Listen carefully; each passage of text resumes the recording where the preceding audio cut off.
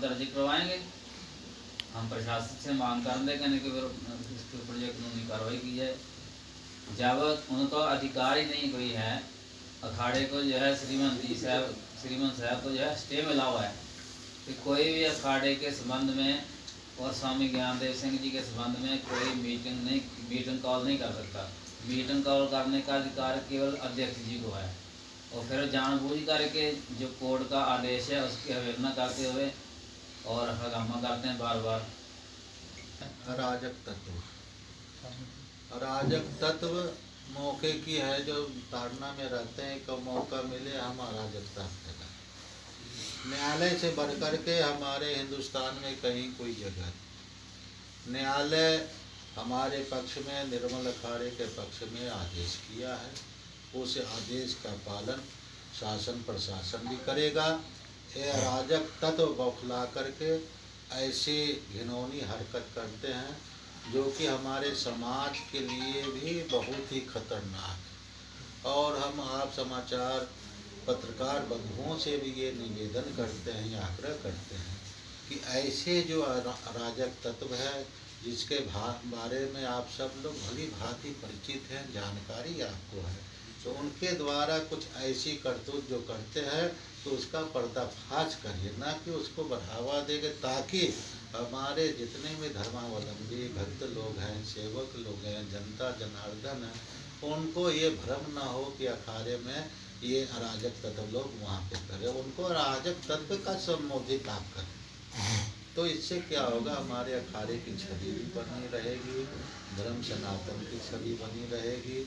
इस विषय में हम लोग अखाड़ा परिषद 13 अखाड़े एक हैं। अध्यक्ष जी से भी बात हुई, वो दिनांक 20 तारीख को यहाँ पे आ रहे हैं। इस संबंध में भी बहुत विस्तृत है जो विचार विमर्श किया जाएगा और ऐसे अराजक तत्वों को रोका जाएगा। महाराज जी, कल कुछ संतों ने आरोप लगाया है कि श्री महंत ज्ञानदेव सिंह जी महाराज निर्मल अखाड़े के श्री महंत नहीं है, फर्जी संत है। आपका क्या कहना है? किसी के कहने से वो बात प्रमाणित नहीं होती है। उनको तो स्वयं ही निकाला हुआ है, गुंडे हैं। आप सबको मालूम है, पिछले दिनों ने आश्रम की जगह को कब्जा किया था और पुलिस प्रशासन ने उनको ज़बरदस्ती निकाला था। अवैध रूप से अखाड़ों में घुसने का प्रयास करते हैं। उनमें वो महात्मा नहीं है जिन्हें हम महात्मा भी कह रहे हैं, संत के संत नहीं है। उन्होंने संतों का चोला धारण किया हुआ है, और चोला इसलिए धारण किया हुआ है कि यहाँ संत नगरी है। संत नगरी में गुंडागर्दी बिना चोला के करेंगे तो बहुत जल्दी उनके खिलाफ कार्रवाई होगी।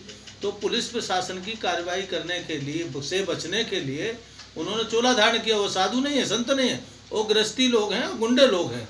और उन गुंडों लोगों को पुलिस प्रशासन को बिना देर करे अविलंब हरिद्वार में घुसने से रोकना चाहिए। और अगर हरिद्वार में नहीं रोकेंगे, पुलिस प्रशासन कुंभ आने वाला है, सारे देश के संत यहाँ पर होंगे, तो संतों का आक्रोश कल ज़्यादा हो सकता है और उसकी कोई दुर्घटना हो जाए तो उसकी जिम्मेदारी पुलिस प्रशासन की है।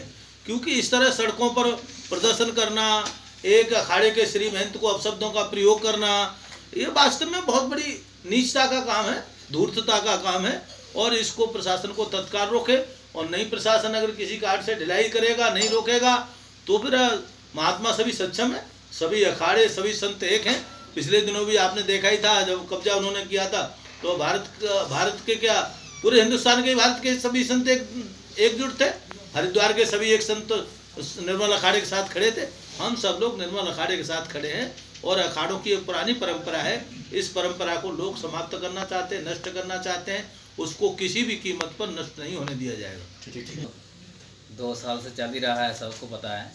किंतु विशेष जो है संपत्ति का मामला है। सब जो एकड़ कला में लोगों ने कब्जा किया हुआ था, उस कब्जा, जब इन लोगों का कब्जा था, उन दिनों इन्होंने झूठे कागजात बना करके, फर्जी कागजों के आधार पर जितने भी निर्मल पंचायती अखाड़े की शाखा की संपत्ति थी एकड़ कला में और इब्राहिमपुर में, पूरी अपने नाम करवा ली थी। अब उसके ऊपर हमने स्टे लिया था, वो केस चल रहा था।